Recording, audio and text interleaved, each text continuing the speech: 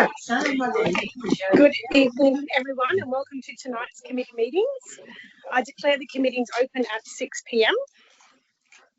The committee meetings will run consecutively, and there will be a slight delay between each committee as the chairs and managers of each committee change over. The order of meetings will be assets and infrastructure, community and culture, environment and planning, and then finance and governance. I will begin with the acknowledgement of country. I would like to acknowledge the Bidjigal people of the Eora Nation, who are the traditional custodians of lands, waters and sky in the Georges River area. I pay my respect to elders past and present and extend that respect to all Aboriginal and Torres Strait Islander peoples who live, work and meet on these lands. Notice of live streaming of the council meeting. Staff and public are reminded that this meeting is being recorded for minute-taking purposes and is also being broadcast live to the public on council's website in accordance with section 5 of council's code of meeting practice. The recording will be made available on council's website.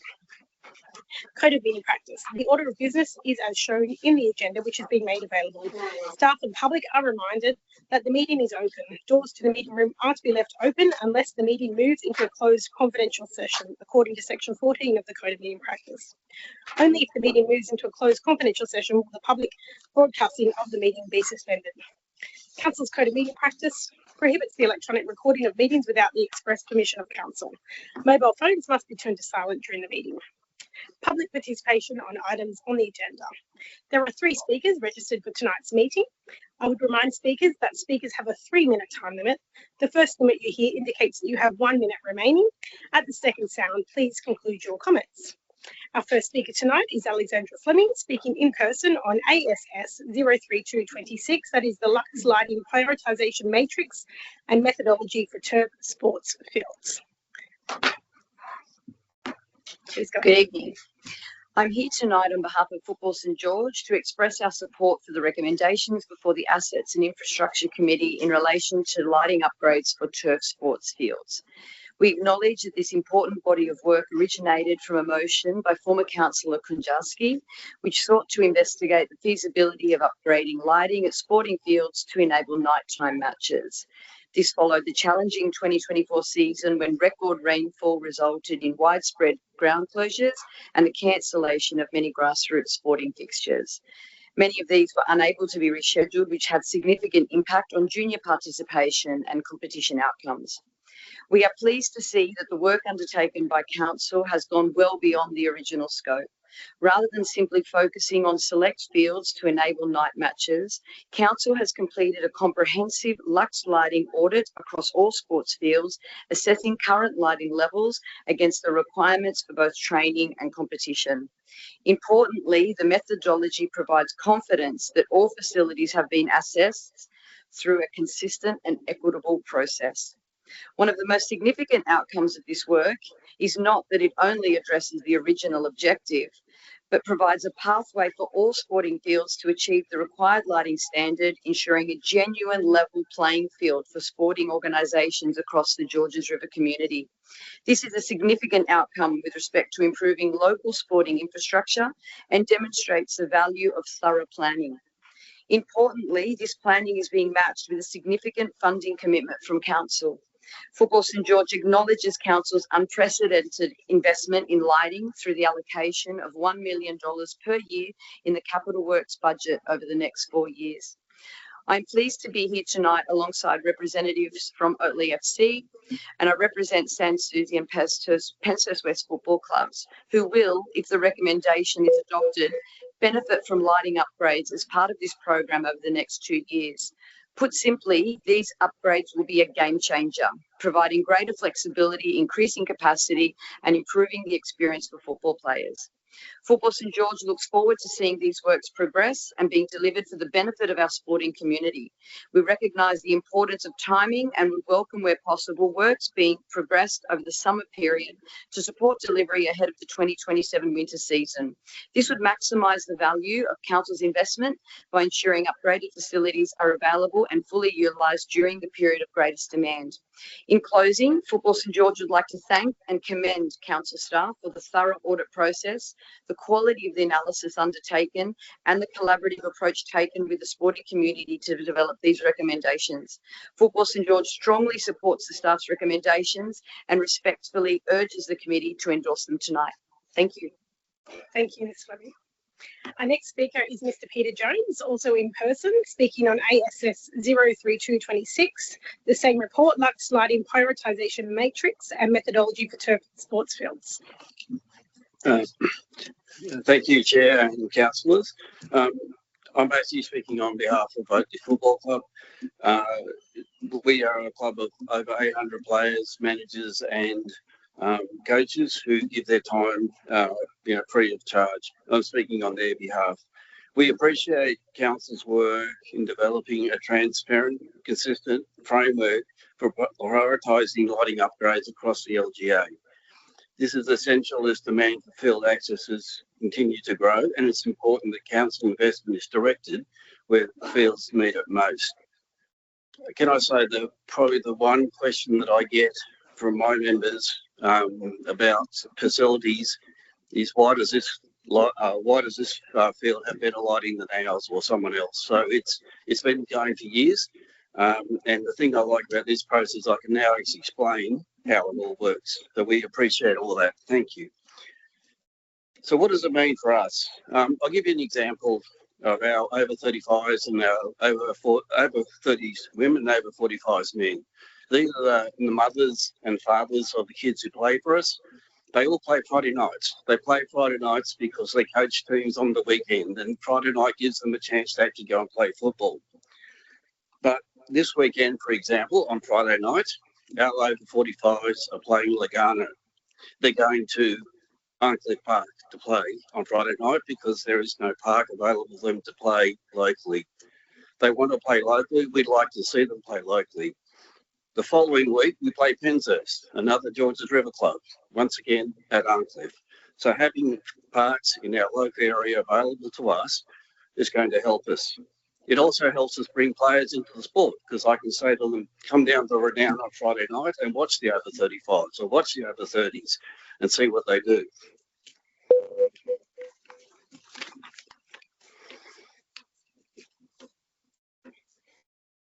I mean, we all know the importance of lighting and, for parks and for matches. It's about the player safety, about clear visibility. But for us, it's also about participation. We can have people down at our park on a Friday night. We can open up the canteen. Friends and family can come along. They can all watch everybody play. When we're over at Arncliffe, we're there by ourselves. In closing, we support the development of prioritisation metrics. We are pleased that it emphasises upgrading lights where they're needed and gives opportunity for all us to play football. Thank you. Thank you, Mr. Jones. Our next speaker is Peter McLean. He is speaking remotely on EMV 03226. That's the preparation of active transport plan.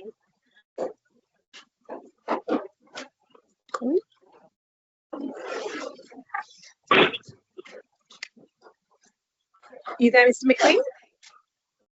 Yes, speaking. Hello, Mr. McLean. This is Marilee Sporg. You're connected to the committee of Georges River Council, and you are speaking on EMV 03226, the preparation of the active transport plan. You've got 3 minutes. Please start your address. You're live to the meeting.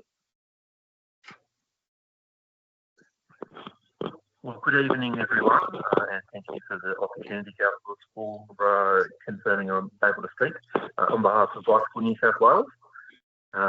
We've been around as an organisation, a peak body for bicycle riders in New South Wales for 50 years now, and we're celebrating our 50th anniversary this year, obviously, which is terribly exciting to make cycling and bicycle riding safer for more people and more often and more efficiently. We were very, very pleased as we had a number of interactions with Council to talk about the active transport plan, or the preparations for the active transport plan, sorry. And that's why we are very much enthusiastic and supportive of tonight's agenda item.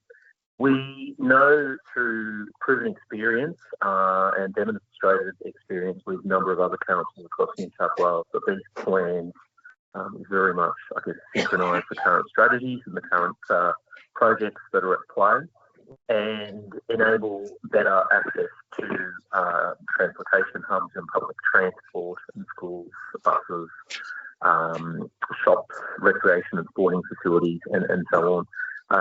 So having it in a way which puts together the previous plans and previous activities and projects that the council has undertaken is incredibly important. We also know that your briefing documents and plans include a number of strategies that have been done a number of years ago, which is great, and it's fantastic to include them. But I also note, and apologies if I might have missed it somewhere in my reading, but I couldn't actually see it, but it also links into your community strategic plan as well, part of your IPNR documentation. Under Pillar 4, which is our built environment, and it specifically helps achieve one of the targeted areas, improving safe and connected paths and cycleways, which is very, very important for council to equally achieve that as well. But one of the other things it does definitely do, any active transport plan or strategy, or walking and cycling strategy, some councils call them as well, it underpins council's commitment to wanting to strategically achieve better active transport outcomes. That enables you to, it's no different to a master plan and other plans that are done in other areas of the council. It then links that in and shows that you've put that thinking in and that, I guess, that strategy and that organisation into applying for those grants.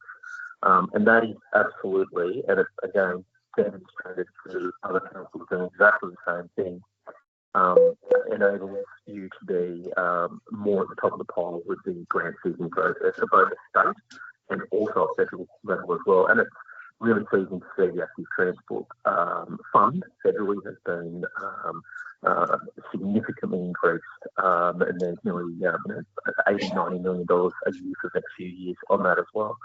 So with that, I very much applaud this move to certainly prepare the Active Transport Plan. We've got lots of ideas of how to help you scope that project up and what to put in the plan to keep it cheap and efficient and cost effective for council. Ms. McLean, sorry, if you could just conclude your comments, if you could, we're just over the 3 minutes. Thank you. Certainly. I was just going to finish up. We're there to help council scope that up. We've got a document that can help you do that to make sure you do it as efficiently and cost effectively as possible. Thank you. Thank you, Ms. McLean. Thank you for your contribution. That concludes the public participation on items on the agenda. We will now commence our first committee, and I will hand over to Councillor Moore, the Chair of the Assets and Infrastructure Committee. Welcome to tonight's meeting of the Assets and Infrastructure Committee. I declare the meeting open at 6:12 p.m. Apologies. I have an apology from Councillor Maloney and Councillor Pun. Can I please have a sorry, Councillor Arthur. Sorry, Councillor Pun. Councillor Arthur. Can I please have a motion to accept the apologies? Councillor Gale. And seconded by Councillor Anzalotti. All those in favour? Aye. Against? I declare the motion carried.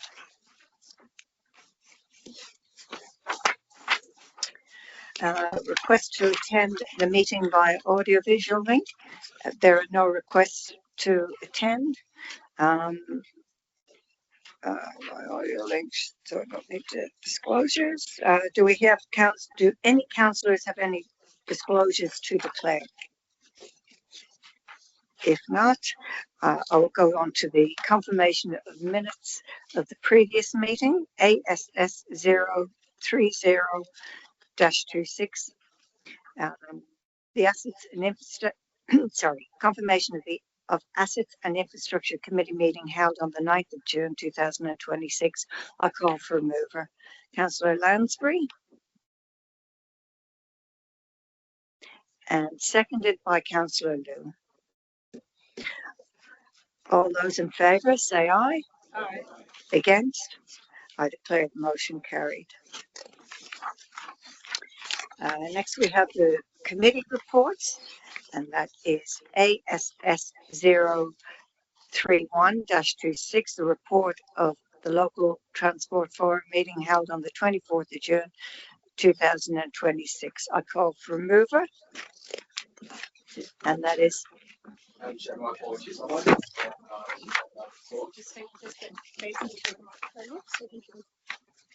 Nancy. Could you please? Yeah. No, no. I need the mover in a second.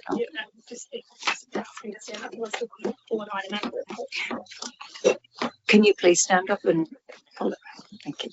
Thank you. Thank you, Madam Chair. I'd like to pull out item LTF 053-26, Railway Parade Alawa request for pedestrian safety fences on Railway Parade and at the intersection with Libby Street and Elizabeth Street. That was LTF 053. Yes. Okay. All right. So we'll pull that out. Would you like to speak to that, Councillor Gill? Oh, call to the mover. Yeah.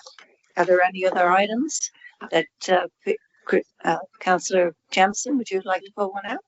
Yes, sorry. The number is, where's the B Streets one? LTF 044-26. Yeah. And I just wanted to talk on the Linden Street one, what's the number for that one?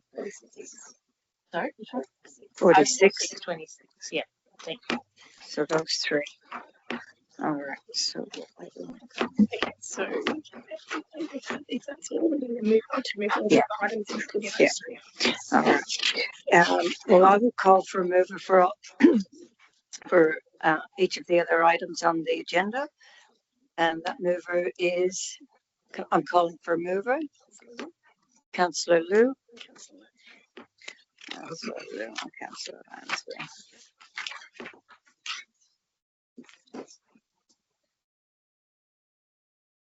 Okay. Moving all items. Yeah.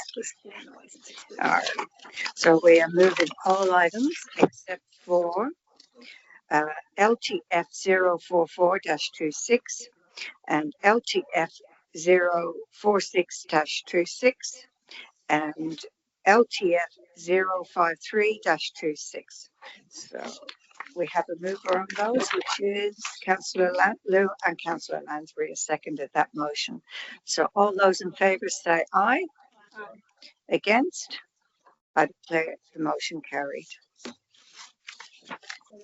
So now you want to, yeah, okay.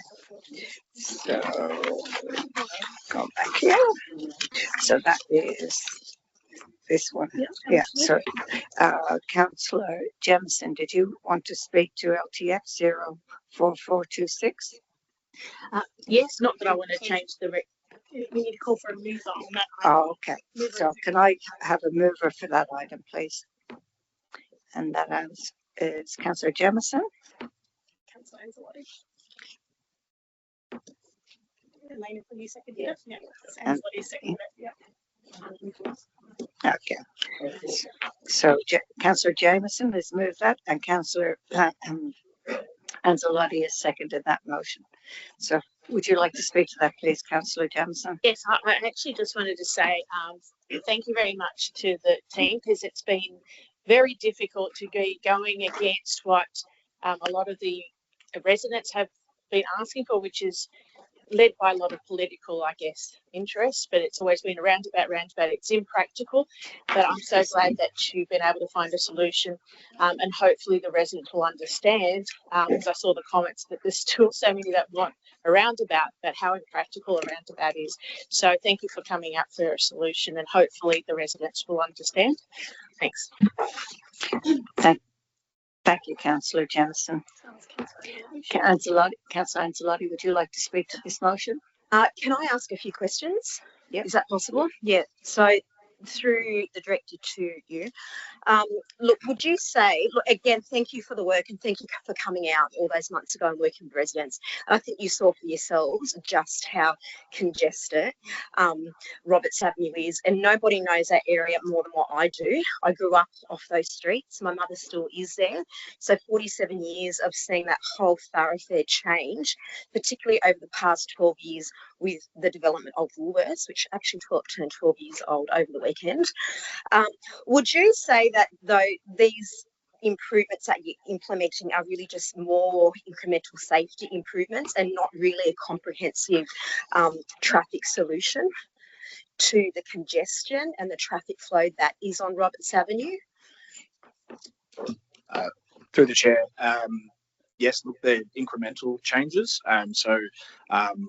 It's very difficult for us to obviously divert traffic away from Roberts Avenue. The focus of these measures is obviously not to alleviate the traffic and the congestion, but assist in users from Mortdale Heights getting from those side streets onto Roberts Avenue, which was the core issues we saw, as well as obviously exploring further ways in which pedestrians can safely cross Roberts Avenue given the volume of vehicles in that area. So it's definitely not the finished article, but we are making incremental measures. We'll obviously be assessing the impacts ongoing, and if we need to make further changes in the future, we'll obviously look into that and do that.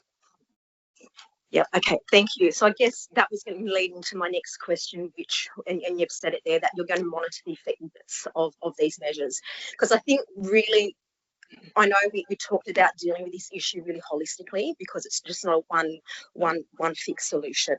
I know that, we all know that, but really for those residents, extending those sight lines, I think, is going to be a wonderful improvement, but still that flow that in those peak hours, it's still going to be incredibly difficult for those residents to exit out of those streets. So I think if we can keep on, again, being on top of that, and council being open to somehow looking at ways to reduce that traffic flow in the future, I think that's going to be aiding to a long-term solution rather than something that's just incremental. Yeah, thank you. Thank you, Councillor Ancelotti. So I need to call for a mover. Oh, got the move, Councillor Jamieson and Councillor Ancelotti. So next we have, oh, sir. Oh, yes, sir. Can I call for a vote? All those in favour say aye. Against? I declare that carried. Next we have LTF 046-26, Linwood Street and Wartown Street, Blakehurst. I call for a mover.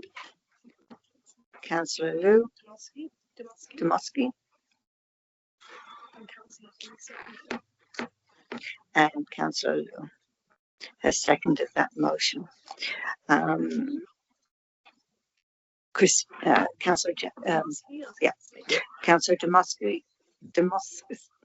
Would you like to speak to this motion? Thank you, Madam Chair. With this one, I think we are very close to a solution. Thanks to Sam and Bryce and their team. We're looking at a couple of options. I've been speaking to the residents there today, and I will be speaking to another resident tomorrow. And I think we are close to accept the option one, which was the option that was most effective in preventing carpooling and unsafe driving in the area. So by the time the council meeting comes, we would have a effective solution for this item. Yeah, so we are moving the recommendation as published. We are moving the recommendation as published, and it says in the recommendation that we will further consult until we find a feasible option. We're very close to that, and by the time the council meeting comes, we can either propose the option, or I don't know how that works. But we're leaving it as it is. I don't want to pull this out now. We are at the final stages of finding a solution for the residents. Okay, Okay. thank you. Thank you. Councillor Donosky. So I call Councillor Liu. Would you like to speak to this as the seconder on this motion? Okay, thank you. So I call for any other speakers on this motion? Councillor Jemison. Just having been there, I just wanted to say congratulations both to the staff and to Councillor Donosky and the whole Blakehurst ward for working cooperatively so well together to actually get this done. So having been there, it looks really good proposal. I'm glad the residents will be happy. Thank you, Councillor Jameson. I have to say myself that Councillor Lansbury and Oliver and myself we've met with the residents quite a few times down there, and it's really good to see the options that we've been given because the absolute priority in that location is safety. And so thank you to the staff. All right, so can I just make a comment just to thank the two speakers that did come to the local transport forum who were residents that live there. They took the time out to come and address the transport forum to put forward their concerns. So thank you to those residents. And I know that the Blakehurst ward councillors have been engaging with them to ensure that their concerns have been listened to. So well done, everyone. Okay, so can we call for not a move, I'll call for a vote on LTF 046-26. All those in favour say aye. Aye. Against? I declare the motion carried. Next we have LTF 053-26. I call for a mover. Councillor Gow.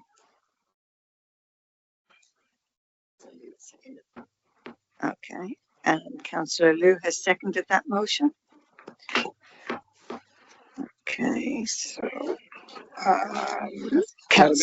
Madam Chair, just to ease a bit of confusion, I will be voting against this matter, this item, so I'm not sure the process on moving it and then voting against it.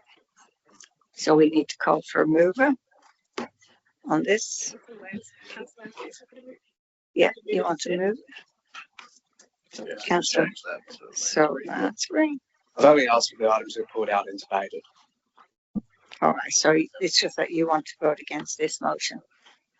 Okay, so Councillor Lansbury, would you like to speak to this motion? Thanks, Madam Chair. I will speak briefly to it. Basically, the recommendation says that no further action be taken.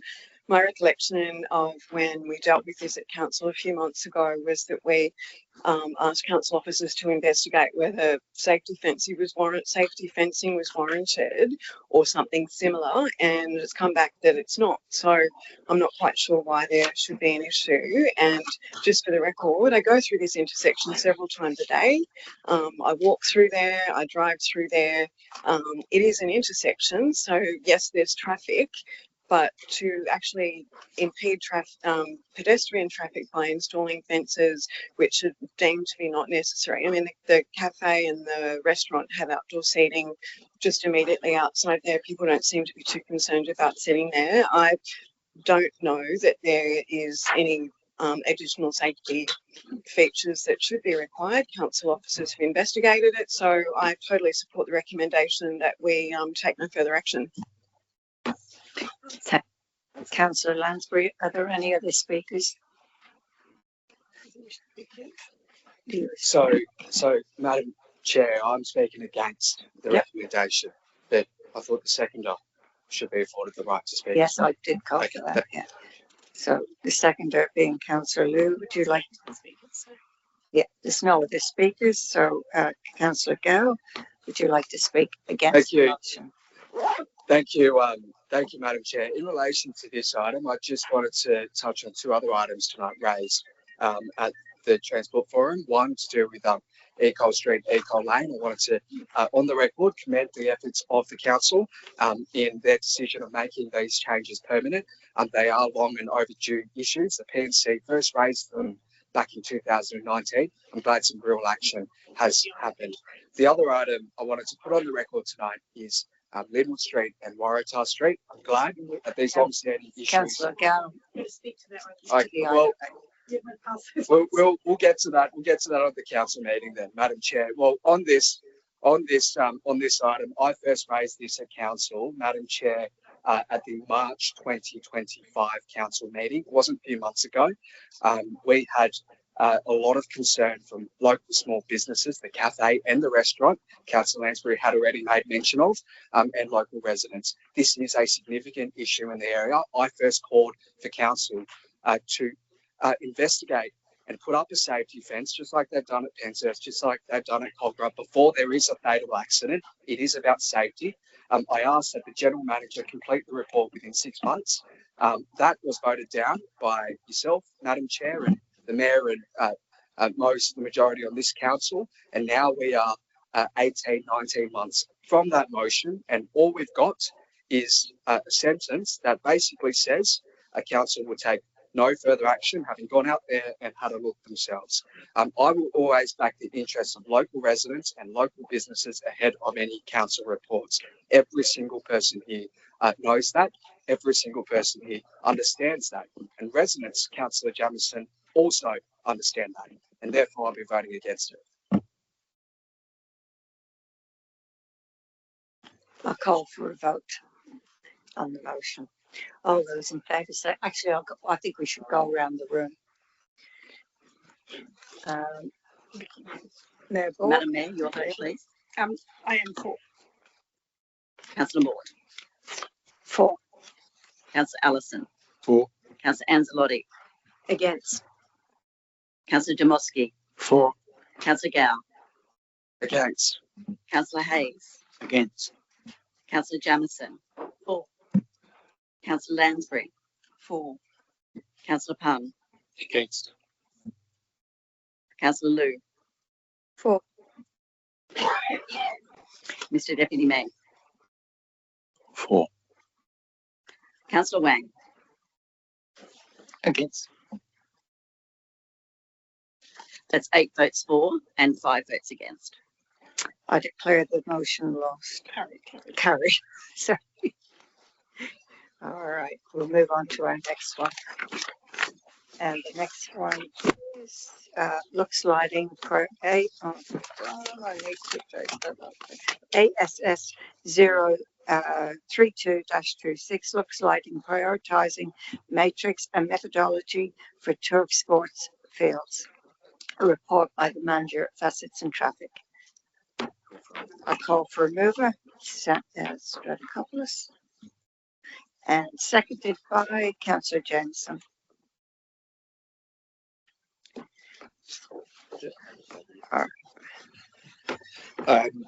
So this report obviously dates back to the notice of motion as 066 of 24, which was raised at the council meeting in July 2024. Following that notice of motion, in May 2025, council engaged Floodlighting Australia to undertake Lux testing of 45 natural turf sports fields within the LGA as part of the Sports Field Lux review. For the purpose of this report and the review, winter sports field allocations were used, reflecting the shorter daylight hours experienced during the winter season and increased reliance on sports clubs requiring compliant field lighting. Further, the report was consistent with the intent of Notice of Motion 06624, assessing lighting requirements for soccer, rugby league, rugby union, OzTag and AFL at amateur training and competition levels. In accordance with Australian Standards 2560.2 of 2021, the lux levels required for amateur training is an average of 50 lux across a playing field, and the requirement for amateur playing is an average of 100 lux level across a playing field. And based on the review, 28 fields across the LGA are compliant, with 19 fields meeting the 50 lux requirements, while a further 9 met the 100 lux requirement. This will increase to 15 fields once works at Riverwood Park are completed this year, with works also recently undertaken at Peakhurst Park and Olds Park. 17 fields were identified as not meeting the 50 lux lighting standard. The 26th of February 2026, a workshop was held with members of the Sports Advisory Committee to understand priorities that would influence the prioritisation of sports field lighting upgrades. In March 2026, at the council meeting, Notice of Motion 01126 was also raised, noting the work that was currently being undertaken by council officers on this matter. Between the 30th of March and the 22nd of April 2026, council undertook a broader community consultation to test and validate priorities raised at the Sports Advisory Committee. A further targeted consultation was undertaken by Community and Culture with sporting associations to determine which fields they would prioritise based on competition needs and what sports growth or new competition it would support. Based on the outcomes of these meetings, a methodology to support a prioritisation matrix was developed. Analysis of the Sports Advisory Committee and community consultation identified a clear preference for prioritising facilities that accommodate high participation levels, booking demand and support a range of sporting codes. Further, the importance of lighting precincts where more fields are present and where field condition is better was a key priority. Combining this with the priorities of sporting associations and the extent of existing non-compliance, Council was able to prioritise its capital works program appropriately. Sites that were already listed within the 4-year capital works program have been excluded for consideration within the sports field lighting upgrade program. The result of the scoring applied to all sites can be seen in the attachment to this report, with the highest ranked sites for training and playing upgrades listed under point 35 and 36 in the report. The proposed works to be undertaken within the 4-year capital works program in line with the outcomes of the prioritisation matrix, which supports both community and sporting association priorities as listed in point 42. Thank you. Deputy Mayor Stavrakopoulos, would you like to speak to this? Thank you, Madam Chair. Just quickly, I just want to say thank you to Council and Council staff for undertaking long overdue investigation of, at some fields, absolutely pathetic lighting. It's great that we've got to this point, we've now looked into it, and we're getting the job done. Thank you very much. Thank you. Councillor Jameson, as the seconder on this motion, would you like to speak to it? Yes. Firstly, I'd like to thank the speakers because it does help us understand your perspective. Really appreciate you coming and talking to it and giving us the understanding of how important transparency is as well. So thank you for that. But I guess one of the questions I would like to ask is, I noticed that you had a whole list of 50 Lux lightings at the beginning, and maybe I'm just not quick enough to actually find it, but that's not necessarily something that we're going to fix all the 50 Lux, or we have already done everything to a minimum of 50. No, through the chair, there are a number of sites that don't meet the 50 Lux requirement. So the aim of this 4-year program is to get a minimum standard of 50 Lux lighting at all of our main sporting fields, with the exception of the overflow fields. So overflow fields won't be included in the 4-year capital works program, but all sites that have a team primarily based there will have a minimum of 50 Lux. Some sites will also be upgraded to 100. Thank you. Do any other councillors have questions? Councillor Anzalotti. Thank you. So through you. So you're saying this is going to take up to 4 years for these parks that I mentioned who don't have the minimum lighting to be installed with appropriate lighting? Through the chair, yeah. So it's a 4-year capital works program, so $1 million a year. So we're going to deliver infrastructure at 3 to 4 sites per year, depending on what's included in the program. So some are larger, multiple fields within precincts. But yes, it's a 4-year program. Okay, so Councillor Stavrakopoulos had a lovely clip on Facebook through the week. So you first mentioned this about Clayton Reserve 5 years ago. So at TAC 4 years onto that, that's 9 years to get lighting. Just under point 35, you've got A, Everett Park, B, Clayton Reserve, and then C again, Everett Park, Field 1. Is that the listing order of the parks that'll be upgraded first? Through the chair, so yeah, if you refer to point 42, so the proposed 4-year program, year 1 includes HV Everett Park, Clayton Reserve, a feasibility study for investigations into Gannons Park, and upgrades at Olds Park Field 3. Thank you. Do we have any other questions? I'd just like to make a few comments if I could. I would like to commend the staff who have put this work together over a number of years. As was mentioned by the acting director and the speaker, this work originated from the motion put forward by Councillor Konjalski, I think 2 years ago, which was to identify how we could provide capacity to play more nighttime catch-up games to ensure that competitions could be completed when there was washouts, which did happen quite severely that year. The staff have done a wonderful job in working collaboratively with the Sports Advisory Committee, with multiple codes, with the governing bodies of the different sporting codes to determine, as we heard, I think 1 or 2 committee meetings ago, determine how the prioritisation would be ranked. And so I think we should be really proud as a council of this body of work, putting forward a really robust evidence base for the prioritisation of these capital works. And I think councillors, all of us here around the table, can be very proud that we are supporting that work with the funding to go alongside that, which we all obviously endorsed in the June council meeting at the budget. So the works, I agree, they are long overdue, and that is why I've been advocating for that budget to be increased and included as a dedicated line item in the budget. And I'm proud that we are doing that, and we now can deliver upon this important works. And I think, you know, Mr. Jones, you mentioned that the lighting is not just about creating greater participation, but it's also about bringing the community together. And I think you made a really good point there that, you know, when you can host games at your own home ground, that is what brings the community together, and it creates the environment of community and club that we know that the grassroots sports is all about. So thank you for coming along and putting those points forward. I'm supporting the officer recommendation, and I think in 4 years' time we can be really proud that we've basically upgraded all lighting to either an approved training or playing standard. So I commend the report. Thank you, Madam Mayor.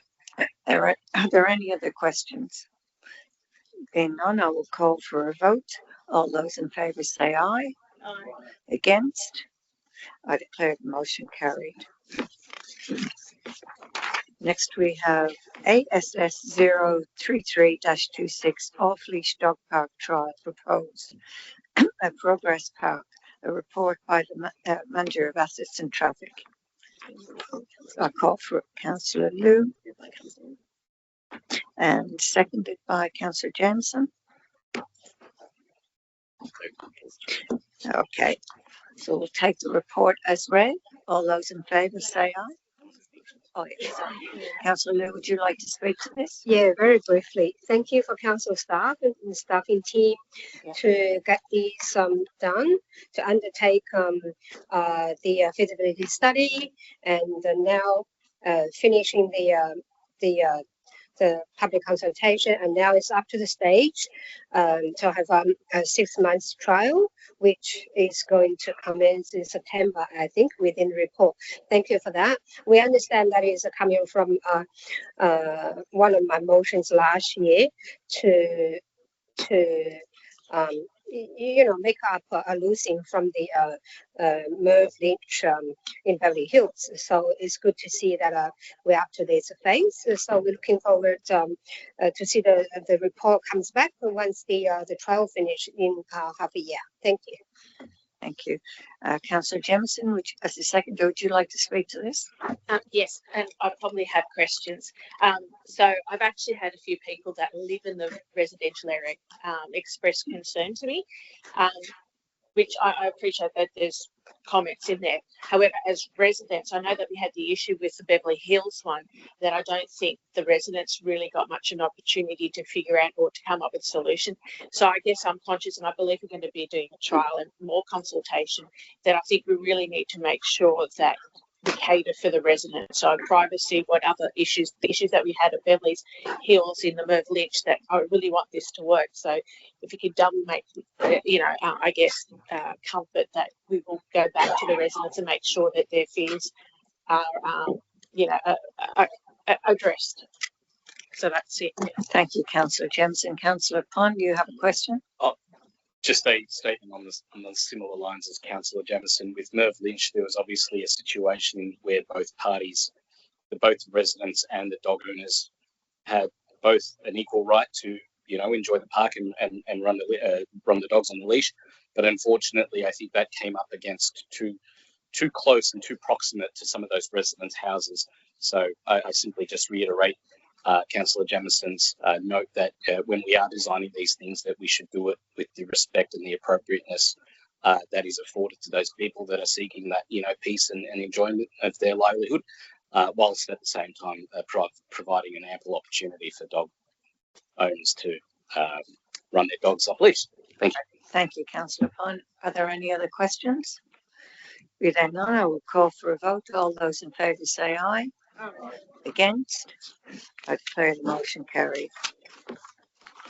Next, we have ASS 034-26 Capital Projects Update, July report by the Manager of City Technical Services. I call for a mover. Councillor Lansbury. And seconded by Councillor Jamieson.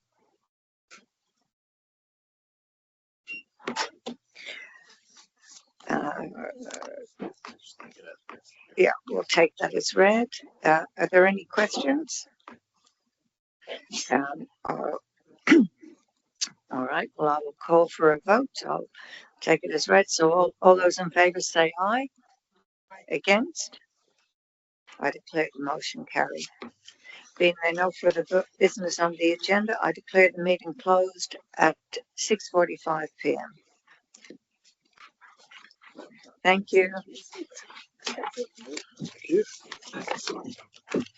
Thank you. That concludes the Assets and Infrastructure Committee. And next we have the Community and Culture Committee. Councillor Lansbury as Chair, and the Director could come forward.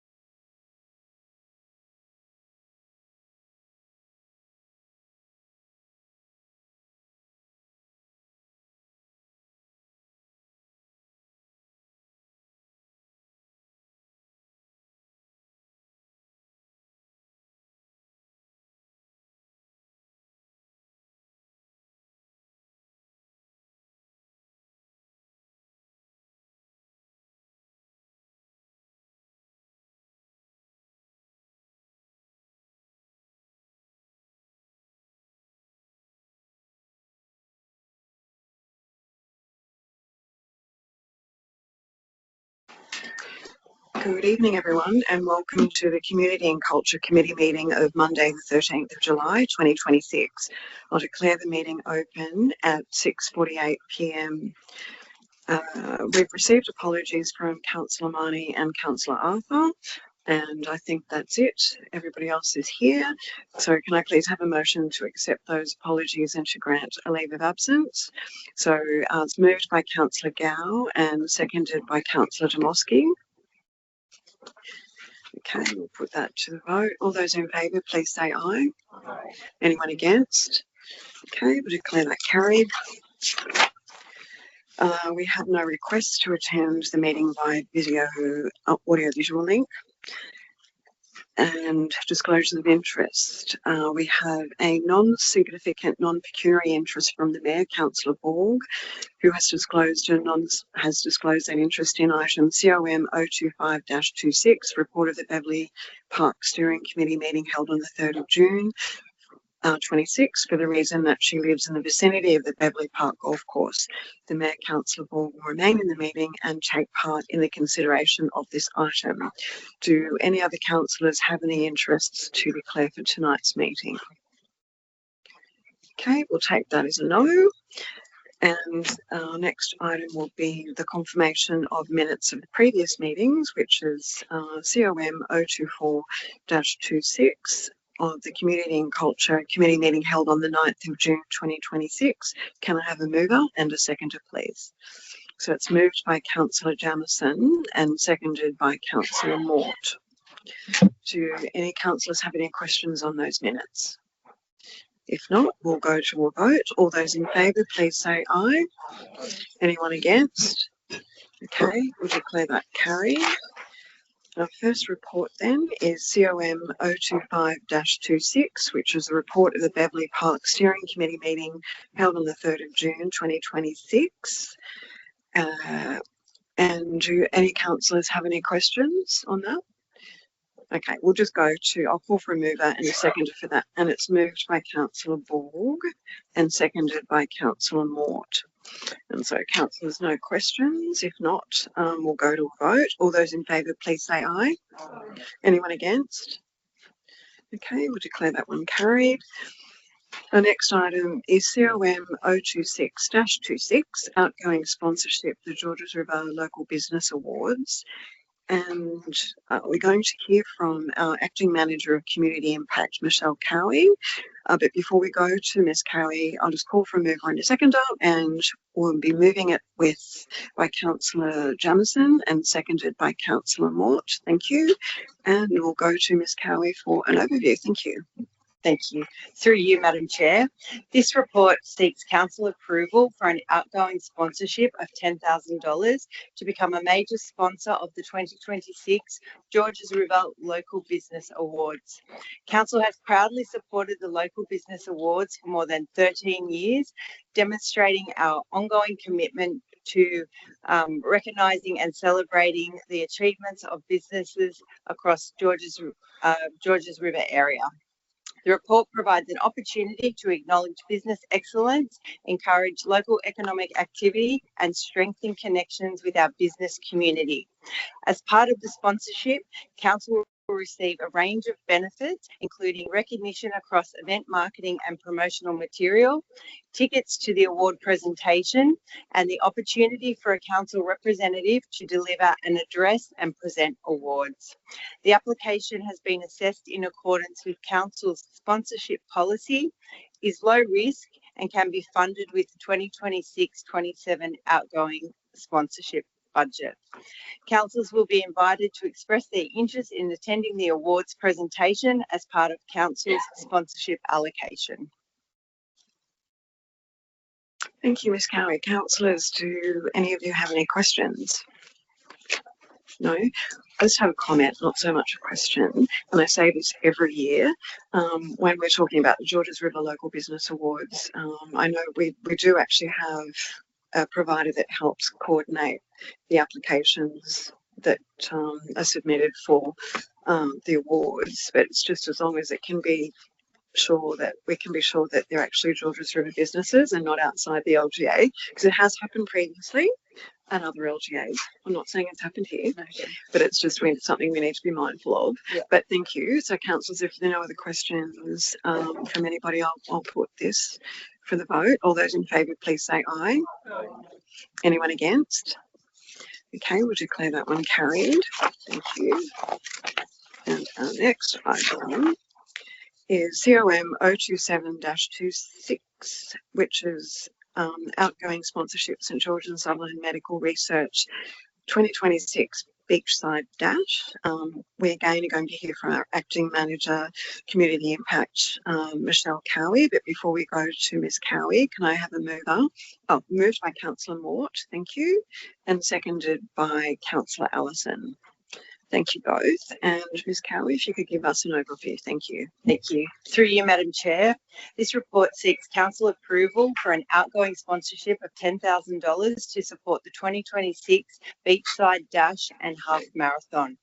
This is a well-established community event that raises vital funds for medical research at St George and Sutherland hospitals while promoting health, wellbeing and community participation. This year marks an exciting milestone with the event expanding to include the half marathon distance. The sponsorship includes a range of reciprocal benefits for council, including branding across event promotions, a community information stall, speaking opportunities, and discounted entry for council staff. The application has been assessed in accordance with council sponsorship policy, is low risk and can be funded within the 2026-27 outgoing sponsorship budget. Councillors will be invited to express their interest in attending the event and participate in presentation activities. Great, thanks, Ms. Cowie. Councillors, do you have any questions? I Councillor just have, Maud? I just have a comment. I've been to this event quite a few times, and I just like to say, as I think Councillor Lansbury, you have to, Mayor Borg also, I think this is an outstanding event, and it's really wonderful that Georges River Council can be involved in this. Thank you. Thank you, Councillor Maud. Councillor Borg, Mayor Borg, sorry, did you have any? Yes, I just would like to let everyone know that Georges River Council is the reigning champions of the Corporate Cup, but have lost a few of the team members who was in the winning team last year. How many? Maybe all of them, really? So we need people to step up to the plate to run.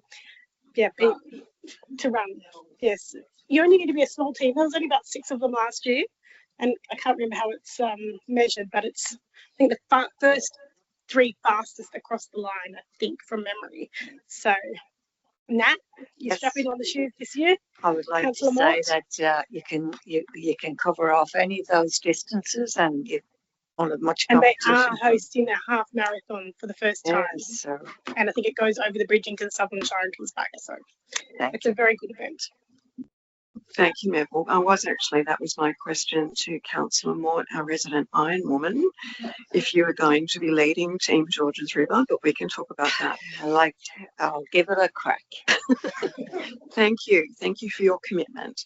Are there any other councillors with questions? Okay, thank you. Then we'll put it to the vote. All those in favour, please say aye. Aye. Anyone against? Okay, we'll declare that one carried.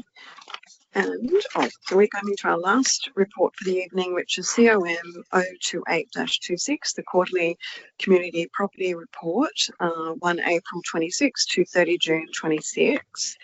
And I'll call for a mover and a seconder. We've got Councillor Jamieson is moving it, and Councillor Mort is seconding. Councillors, do we have any questions on this report? No? If not, okay, we'll put that to the vote. All those in favour, please say aye. Aye. Anyone against? Okay, we'll declare that one carried. Thank you, councillors, for your attendance, and thank you, council officers, for putting together the business paper, and we will close the meeting at 6:57 p.m.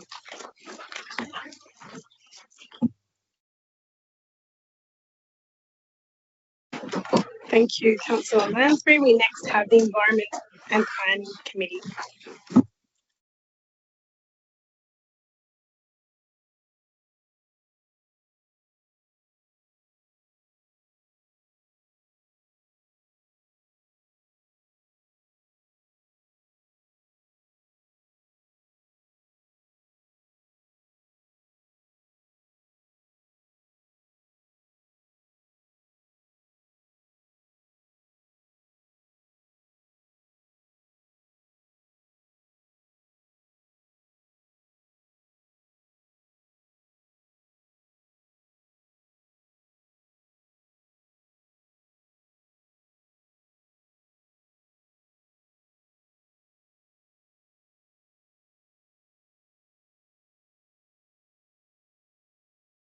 We need to start the Environment and Planning Committee meeting with a procedural motion, which is the election of the chairperson.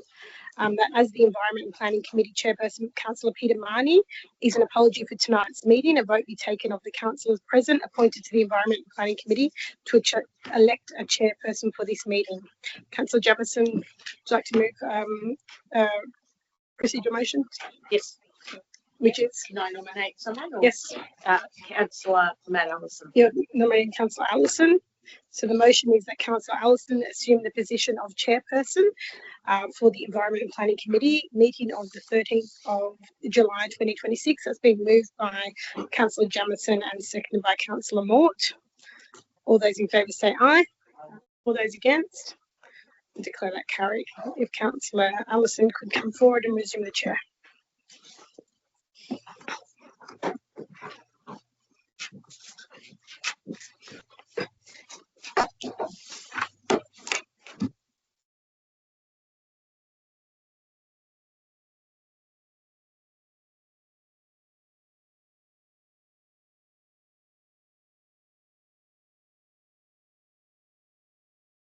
Excuse me.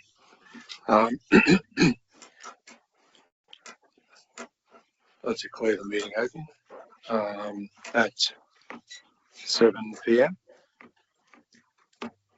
Welcome to tonight's meeting of the Environment Planning Committee meeting. So I assume I have apologies from Councillor Marnie and Councillor Arthur. Can I please have a motion to accept apologies and grant leave of absence? Okay, Councillor Gow, thank you, and Councillor Jemison.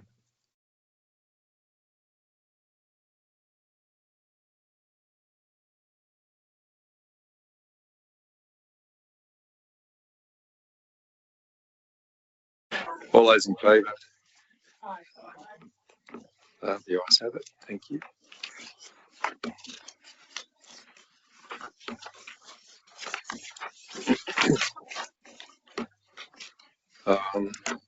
We have no requests to attend via audio-visual link, so we'll go on. Do any councillors have any interest to declare? Okay, go on to confirmation of minutes of the previous meetings, and that's ENV 028-26. The Planning Committee meeting held on 9th of June 2026. Could I have a mover and seconder for that? Oh, sorry, got that. Okay, Councillor Lansbury moved it, Councillor Jefferson seconded. Thank you.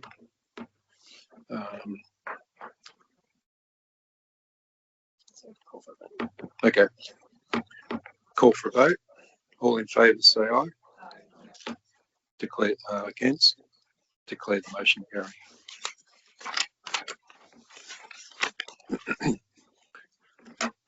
To the committee reports. So ENVO 29-26, outcomes of the public exhibition and recommended adoption of Jubilee Stadium Precinct Master Plan and Plan of Management. Before the strategic planner, I'll call for a mover and a seconder first. And then Councillor Borg, Councillor Mort.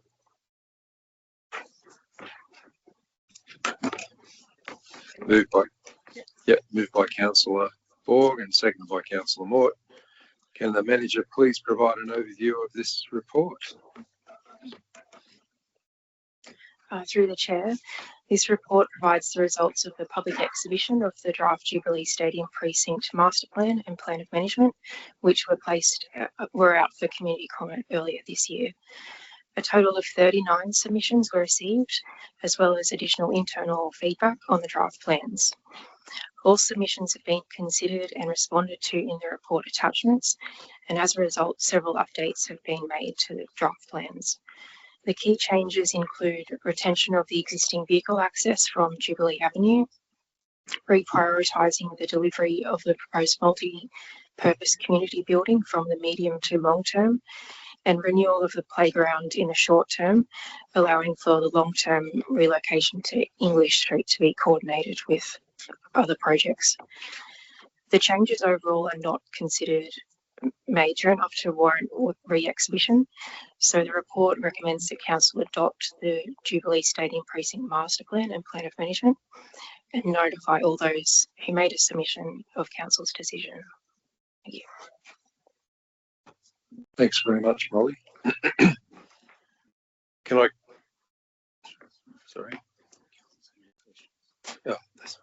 Do any councillors have any questions or comments? I have a question. Just in regards to the removal of the vehicular access on Jubilee Avenue, I recall from the master plan that was to be made into like a plaza with quite a welcoming entrance. Are they still going to be able to achieve that vision and retain the vehicular access? So the only thing that's changed is the vehicular access. The reconfigured entrance to make it more welcoming still remains. Okay. Yep. Thank you. I would just like to commend the staff on getting to this point. This has been a long talked about master plan since before I was even elected onto council. And I'm very pleased to see it have gone through the thorough planning process that it has gone through with full consultation with the community. And we now do have a good vision for that site for the next 20 years. So thank you to the staff and the consultants that worked on this and the collaboration with the community. No more questions. I'll call for a vote. All in favour, say aye. Thank you. I think that. Aye.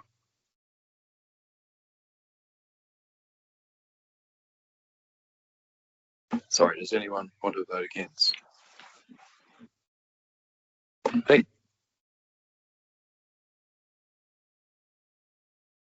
I declare the motion carried. So we go to the next item, and it's ENV 030-26, Georges River Commercial Centres Strategy, Part 2, Future Directions for Public Exhibition. Get Molly to give us an overview of that. No, sorry. Okay, we have a mover, Councillor Jamieson, and a seconder, Councillor Mort.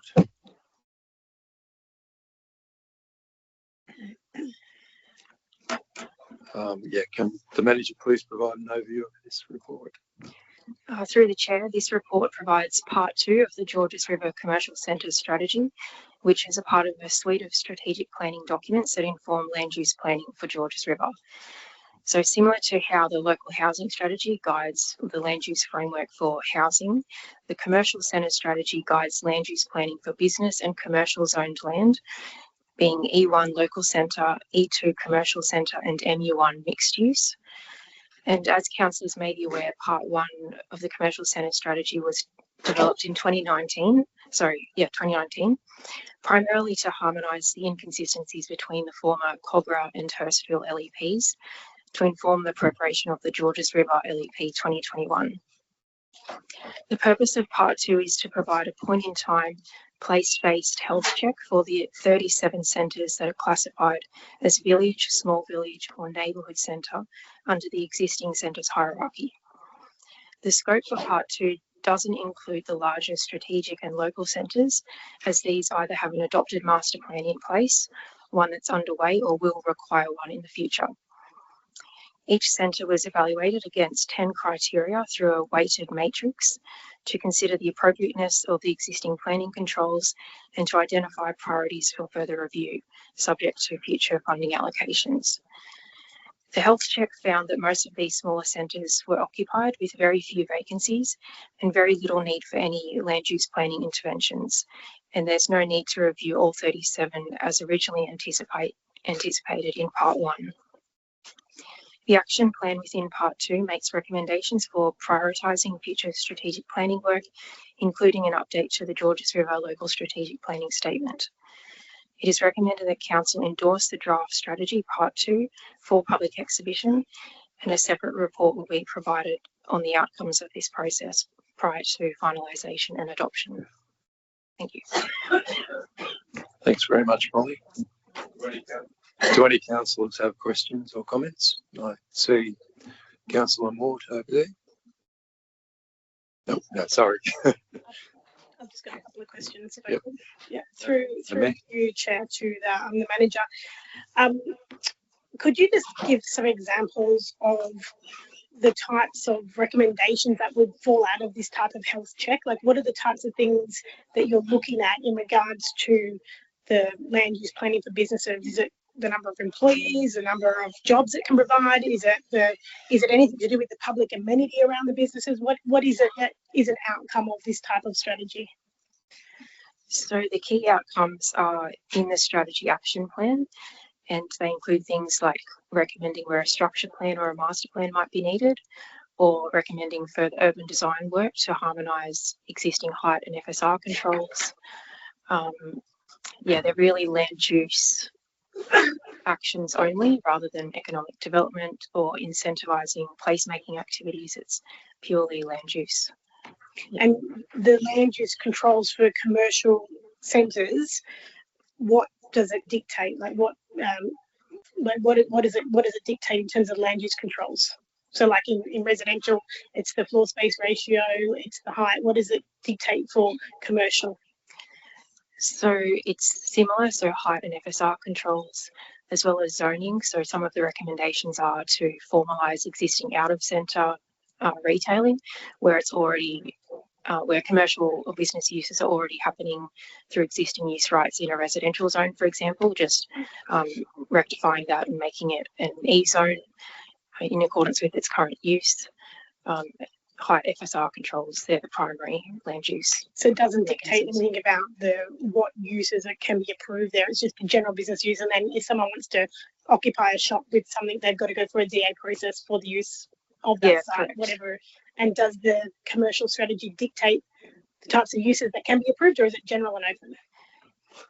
It's the Georges River LEP that dictates land uses within each zone. So there's a land use table, and that allows it specifies what is permissible and prohibited development in each zone.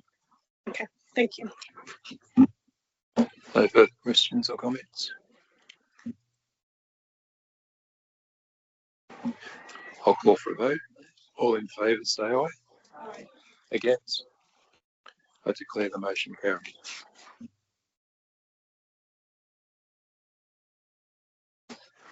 We go on to the next item, that's ENV 031-26, Draft Cogra Strategic Centre Master Plan endorsement for public exhibition. And if I can get called for a mover and a seconder. And that'll be Councillor Borg and Councillor Mort. Mayor Borg, sorry. Can the manager please provide an overview of this report?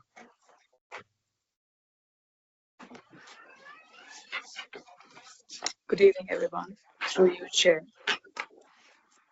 You may all recall that Council commenced work on Cogra and Riverport Master Plans in April 2025, with preliminary community consultation undertaken in June 2025. Since the preliminary draft Cogra Master Plan was submitted in October 2025, substantial additional work has been undertaken to refine the planning framework, which is now before Council. The draft plan represents a comprehensive and evidence-based strategic framework for Cogra's growth over the next 20 years, informed by detailed strategic analysis. And the key outcomes for the master plan include an urban structure that focuses higher density development around the Cogra station, the town centre core, and the railway corridor, while ensuring appropriate transitions to surrounding residential areas. A development framework that generally supports building heights of up to 17 stories within the core area, with opportunities for 20+ stories on 4 key sites. An incentive-based planning approach that links additional development capacity to the delivery of public benefits, particularly new and improved public open space. Investigation of 4 key opportunity sites, which include the St. George Bank, the TAFE site, the former council, and station sites, which could deliver approximately 7,000 square meters of new or enhanced public open space in conjunction with a future redevelopment. Completion of supporting technical studies relating to traffic and transport, flooding, stormwater and infrastructure indicated that planned growth can generally be accommodated subject to further detailed infrastructure planning. Incorporation of feedback received through preliminary community engagement has placed the draft plan in a strong, it places a strong emphasis on open space, walkability, transport connectivity, support for local businesses, and protection of local character. Preparation of a draft implementation framework to guide future amendments to the LEP and DCP are required to realize the master plan vision. The report tonight before Council seeks endorsement to publicly exhibit the draft Cogra Strategic Centre Master Plan. Thank you. Thank you, Ms. Singh. Do any councillors have any questions or comments? Councillor Lansbury. Thanks, Chair. I just wanted to make some comments about it. Like, to me, this is a classic example of what we haven't been involved in the last 12 months, or well, maybe not the last 12 months, the last few months in the master plan processes. And to me, like, I really don't like the proposal of 17 stories and 20 to 25 stories. I've been a councillor for long enough to know that back in the day of Cogra, people were concerned about 13 stories, you know, and they would, you know, the way that it used to work would be somebody would get an approval for 10 stories, and then they, with the scale of 10 stories, they'd come back within the next few months and they'd kick it up to 13 stories. And, you know, the idea of 20 to 25 stories in Cogra to me is horrifying. Yes, we're endorsing this to go on exhibition. We're not actually endorsing it as a finalised document, but I think that this is why it's really important that councillors be involved within the master plan crafting process. We used to sit with consultants, with council officers, and go through what we would think is acceptable to our community. I think you'd be pretty hard pressed to find anybody outside somebody with a commercial interest that would be supporting some of the scale that's proposed in this. You know, and I had a look through it, and the additional parking seemed to be maybe underground. Well, I don't know how underground that would be to accommodate the additional density that would be coming along with this too. There's a number of key sites that those particular excessive densities applied to, the former council building and the former St George building and places like that. And I think probably over the railway station, I just have real concerns with development on this scale. Cogra, as we know, is a hugely difficult place to get parking in anyway. But when we're talking about a master plan that would be celebrating that sort of level of density, I think that we've got we need to have been involved in the process a little bit more. Yes, it's going on exhibition. Let's see what the community think. I personally don't like the scale of it, and we'll probably find it very difficult to support when it comes back to us. But I just needed to make those comments now. Thank you. Thanks, Councillor Lansbury. No further questions or comments? Sorry, through Chair. Councillor Lansbury, I think your concerns are echoed quite loudly across local government at the moment in terms of master planning and councillor involvement, because that type of issue would be teased out in one form or another. I just wanted to make a comment in that we're looking at, for want of a better word, workarounds as to how councillors can be actively involved in guiding documents that control land use for their communities. I don't necessarily have any answers at the moment. The short-term response is, if this is endorsed on public exhibition, is for councillors to make a submission to the plan they've just endorsed. Please take that as it is. It's a way of putting forward a view. The submission process, because arguably still a post-exhibition report requires staff to consider community submissions and report back. There's still not a clear avenue to involve councillors other than the formal reporting. So I just want to offer that up as a short-term response, given the issue is pretty prevalent on other local councils who are in the same position. I just might make a couple of comments. I would just like to acknowledge Councillor Lansbury's comments about her feeling of uncomfortable with this level of development. I too, you know, have heard the concerns of people of Cogra, as you've mentioned, over a 12 or 13 story building. And so we're looking to nearly double that. However, obviously we are in a different situation now. We know there's a massive push for housing supply from the state and federal governments. The state government's housing strategy is for increased development around the transport hubs. I think in that sense, this report satisfies that direction by essentially projecting to double the number of dwellings in Cogra, which is what I think this report is saying, if this master plan was to be adopted as is recommended. So it is a substantial level of development and increased density. My support for this is that it does retain low density dwellings in the vicinity of the train station, and that's something that I've mentioned before, housing diversity doesn't mean just having units to choose from. It means you have to have housing to choose from as well in close proximity to the railway stations. And I think this master plan does do that. We do need to be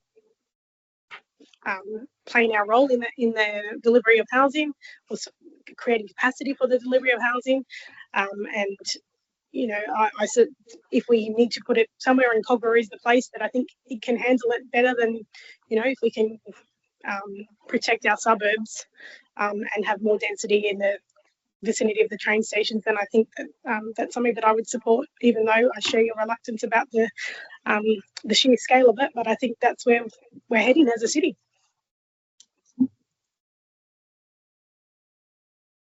Thanks, Mabel.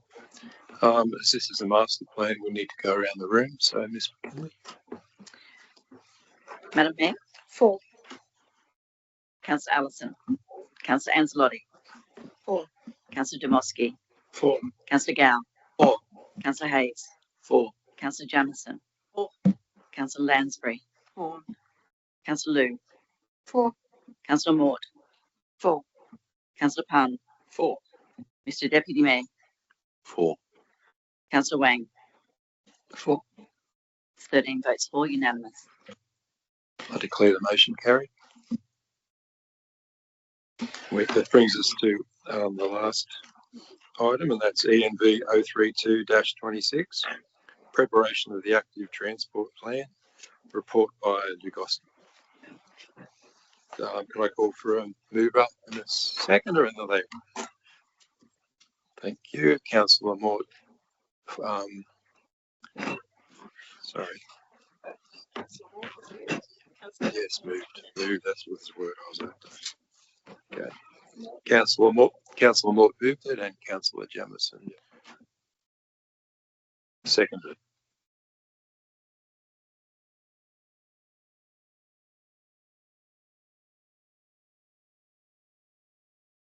Can the manager, Ms. Singh, please provide an overview of this report? Sorry.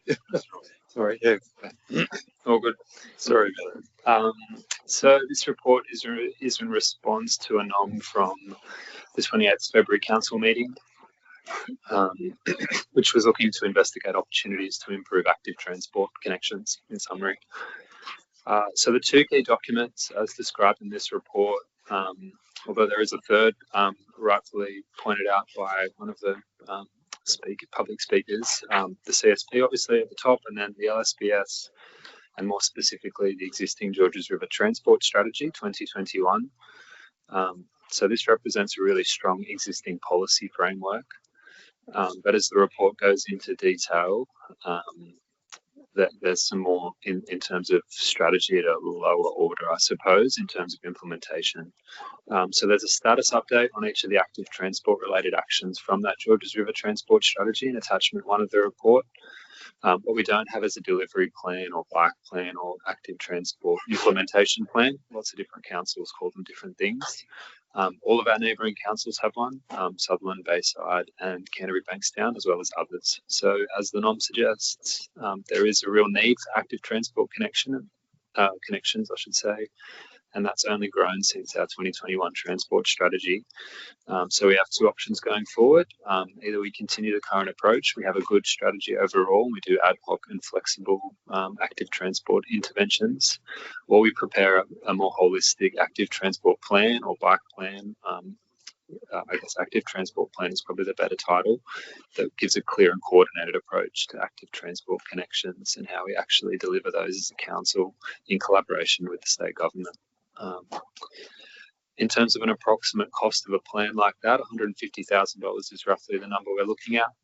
And there's good grant funding opportunities there through Transport for New South Wales, through their Get New South Wales Active program, which is open later this year. And as the report suggests, if we're unsuccessful with that grant application, we can seek budget through the usual quarterly review process early next year. Happy to take any questions. No further questions. Thank you very much, Mr. Rosti. And I'll now call for a vote. All in favour say aye. Against?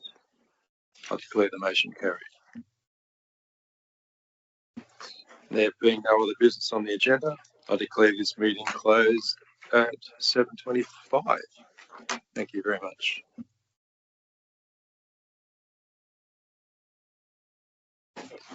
Thank you, Councillor Alston. We have our final committee, which is the Finance and Governance Committee meeting with Councillor Jamieson. Could come forward.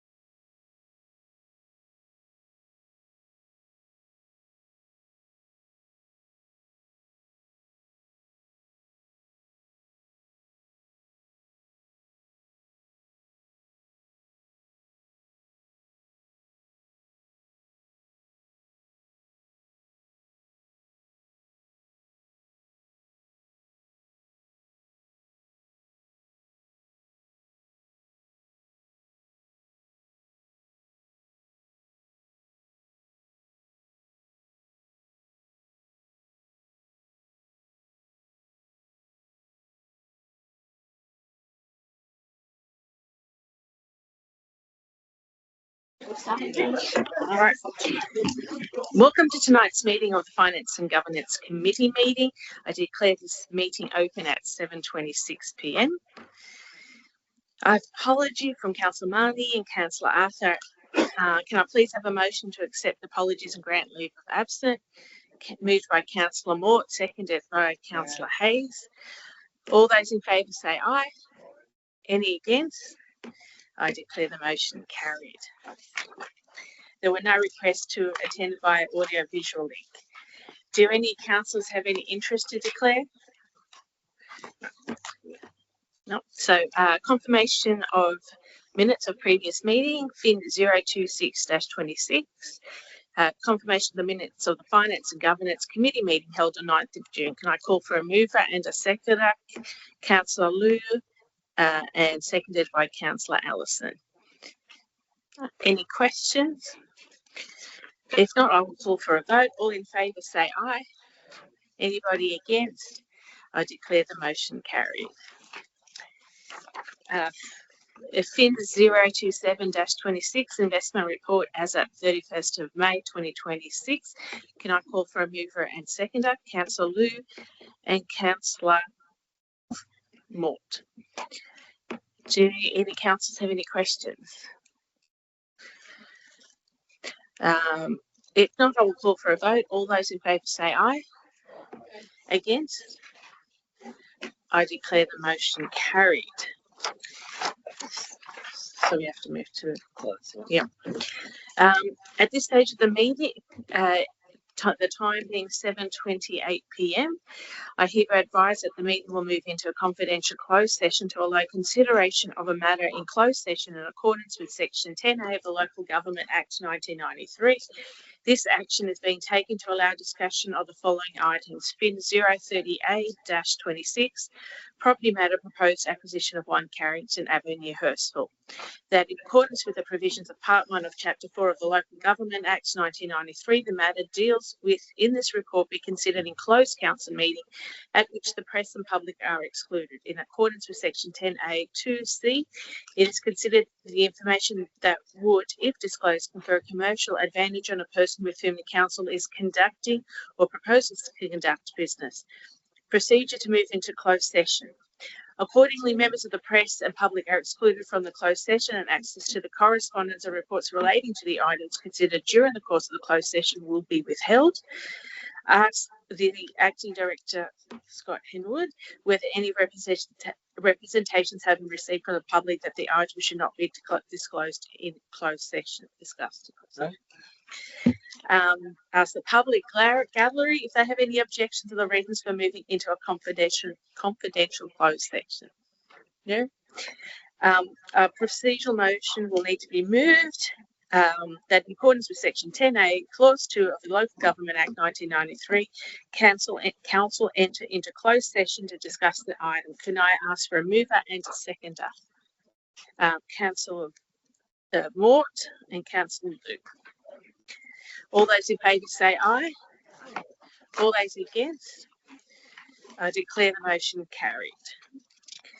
So the members of the public, the press live stream will cease and resume following the confidential session of council. Once the items are addressed, the meeting will reopen to the public and the recommendations from the closed session will be confirmed.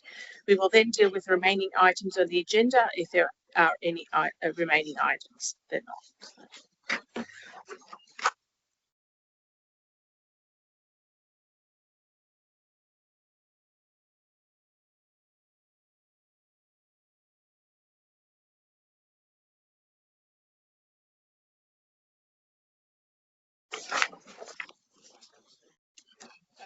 Does anybody open the doors? Yeah.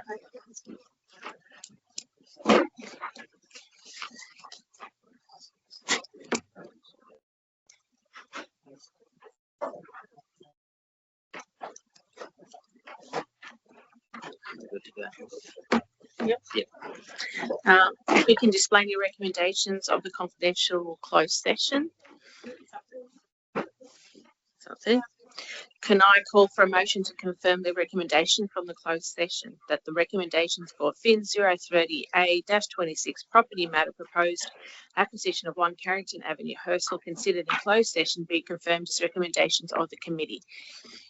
Councillor Lu, Councillor Moore, thank you. All those in favour say aye. All those against? I declare the motion carried. There being no other business on the agenda, I declare this meeting closed at 7:35 p.m.